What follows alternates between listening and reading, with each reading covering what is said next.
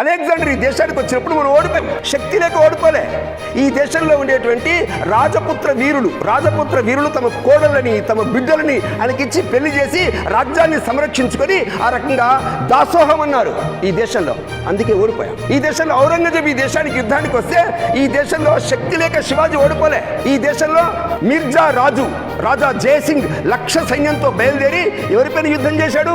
ఔరంగజేబు మీద యుద్ధం చేయలే, శివాజీ మీద యుద్ధం చేశాడు. అందుకే ఓడిపోయాం. 1857 ప్రథమ స్వతంత్ర పోరాటం. ఈ దేశంలో ఆంగ్లేయులు ఈ దేశానికి వస్తే ఎంతమంది ఉన్నారండి? 60,000 మంది ఈ దేశంలో వాళ్ళు యుద్ధం చేస్తే 4 కోట్ల మంది భారతీయులు యుద్ధం చేస్తున్నారు. ఝాన్సీ లక్ష్మి, తాంత్యా తోపే, నానాసాహెబ్ పీష్వా ఇలాంటి వాళ్ళందరూ యుద్ధాలు చేస్తుంటే 1857 ప్రథమ స్వతంత్ర సంగ్రామం ఆ విప్లవాన్ని అణచివేసింది ఆంగ్లేయ ప్రభుత్వం. ఎవరి వల్ల?